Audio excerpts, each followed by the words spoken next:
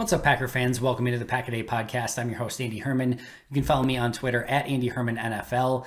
Recently, I went over the offensive depth chart, kind of went position by position and reviewed kind of who slotted in where with each of those positions. Always a little bit of a difficult exercise to complete at this point in the season, but as we inch closer and closer to training camp, I figured I would try to do it today with the defense as well, just kind of giving you a breakdown of where I feel each of these players slot in as we start kicking off these competitions for starting spots, backup spots, practice squad spots, etc. So let's kick things off today with the defensive line. And I think there's a clear and obvious 1A on the defensive line, and that's Kenny Clark. And the great thing about Kenny is you can slot him anywhere on the defensive line, left end, right end, defensive tackle. You want to play an under, you want to play a one technique, it does not matter. You can literally place him anywhere that you want. You can even use him a little bit out on the edge from time to time if you have a offensive tackle who struggles against power or bull rushes. I've definitely seen them use Kenny Clark a couple times in that capacity as well, where they'll just take him and try to bull rush him right into the quarterback,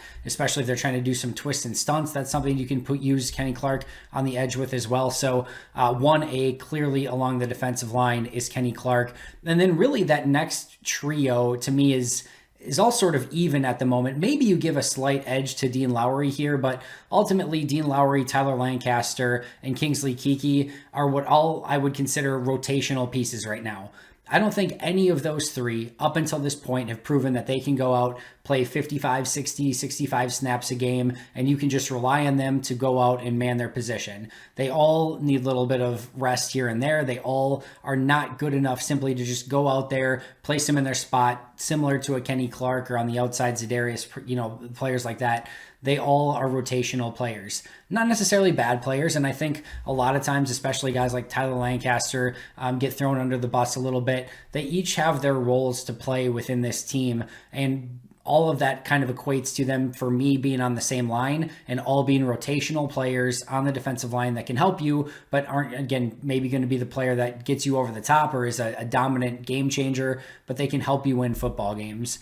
Next on that list is TJ Slaton, and I think kind of the wild card of this group, right? A lot of potential, 5th round pick, going to take some time to get up to speed, but could immediately help as a run defender. And I like some of his upside even as a pass rusher. He's never going to be a top tier pass rusher, right? But I like his overall body of work. If you haven't had a chance to go out and check my deep dive into TJ Slaton, make sure to do so, because you'll tell very quickly that I am a fan of his game and am hopeful for what he can become in Green Bay. But I think he's going to have to earn that playing time, right? So that's why Clark won, and then the trio of Lancaster, Lowry, and Keke, and then TJ Slaton is next in line. After that is Wellington Prevalon. Now, Prevalon's actually a player that caught my eye as an undrafted free agent a season ago. And remember, last season, undrafted free agents were all completely behind the 8 ball with no rookie minicamp, no OTA, no minicamp, no preseason, etc. Very hard to make an impact in that way. But I liked what I saw to Wellington Prevalon. I'm really excited to see him in preseason to see if he can kind of continue to grow with what he was kind of putting together a season ago. So definitely another player that I'm going to be keeping an eye on. And I would put him a step up over Jack Heflin, who is a undrafted free agent this year. I think Heflin has a long way to go, and it's going to take some time. Probably at best a practice squad guy this year. You never know what can happen in training camp, and if a guy can, show what he's capable of in a short period of time. But I definitely think Heflin's going to take some time to develop. So I'm going to say Kenny Clark, then Lowry, Lancaster, and Keke, then Slaton, then Prevalon, and then Heflin. All right, at edge rusher, I believe there's a true 1A here as well. And I know people like to group Za'Darius and Preston, but to me, 1A on this list is Za'Darius Smith.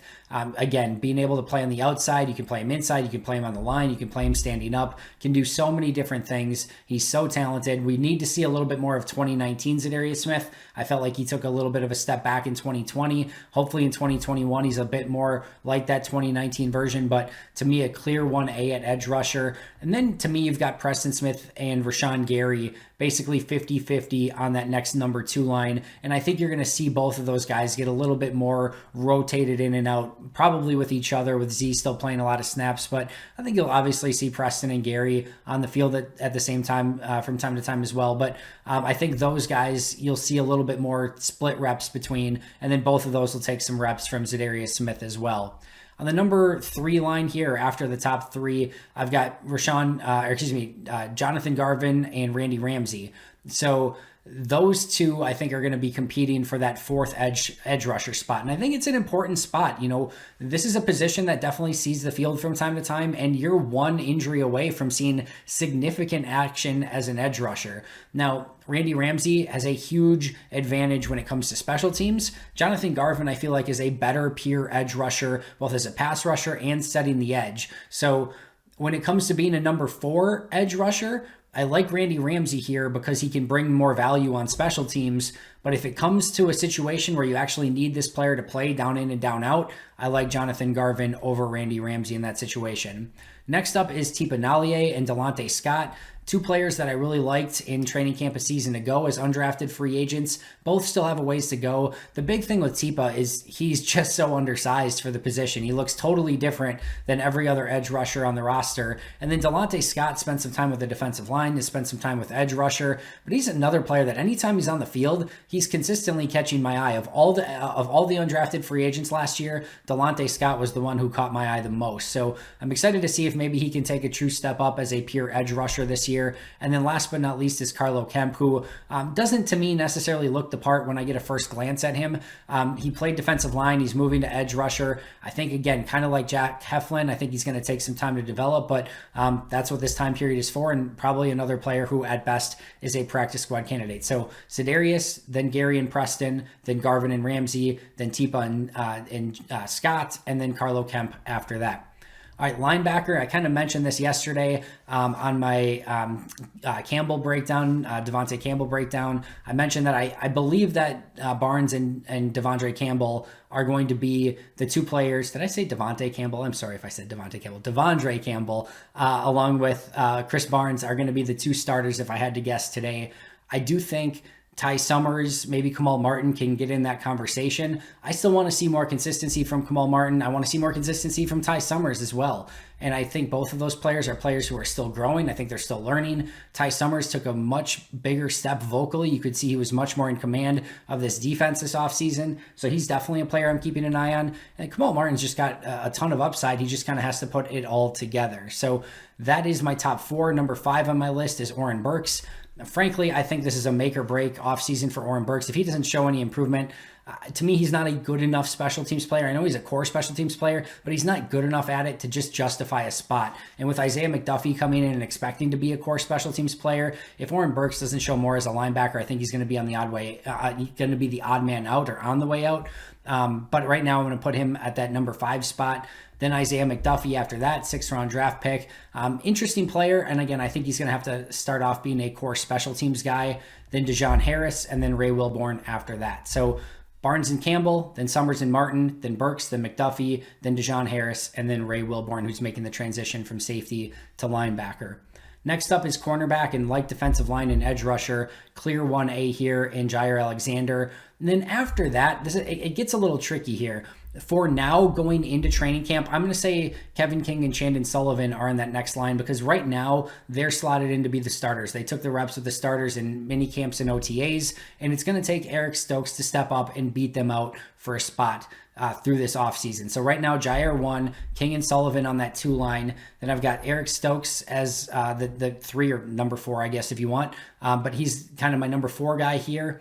Then Josh Jackson after that. Then I've got Shamar Jean-Charles and KB Anento kind of splitting, and then Kadar Hallman and Stanford Samuels kind of rounding things out. I think each of these corners has something unique that they can bring to the table, and I think it's going to be a really interesting kind of offseason and training camp to figure out how this all slots out. You've got Jair as your 1, and then everything after that could go in a variety of different directions. I still expect Kevin King to get a lot of playing time. I expect Stokes to get used in some capacity, but then, where does Chandon Sullivan, Josh Jackson, Shamar Jean-Charles, do they get shots? Does KB Anento make it as a core special teams guy and a player with a lot of upside as corner? Are Kadar Hallman or Stanford Samuels able to get their names back in the conversation? I think corner is one of those positions where, again, I like bits of all of them, but all of them, save for Jair, have a flaw or two as well. And I think it's going to be really interesting to see how everything slots out.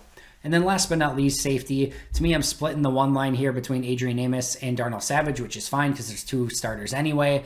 And then Will Redmond, by all accounts, was next man up at safety. There's no Raven Green anymore. And really, Will Redmond was one of the top backups at safety a year ago anyway. But it definitely seemed when they put Adrian Amos into the box that Will Redmond was the guy that got the snaps at safety. So he's definitely in line as at this point for playing time. Judge it as you will. At this point last year, even in training camp, like a ton of training camp, Tim Williams took a ton of snaps. And then he got cut at cutdowns. Nobody signed him through the entirety of the year. If you would have went based off of playing time and training camp and things like that, you would have said Tim Williams is for sure making the team. Not only does he not make the team, I don't think he got a roster spot with anyone through the course of the season. So don't judge it too much yet. But as of right now, I have to put Will Redmond on that line behind Amos and Savage. Vernon Scott after that, and then Henry Black. And then after that, Uphoff and Gaines as kind of the two undrafted guys that are fighting for potentially probably a practice squad spot. Although I think Uphoff has a lot of potential and is probably the cream of Green Bay's undrafted crop this upcoming season. So that is it for the depth chart today. Hope you enjoyed this episode. If you did, make sure to subscribe. I'll be right back here tomorrow as always with a brand new episode. Make sure to check out today's audio podcast. But until next time, and as always, go Pack Go.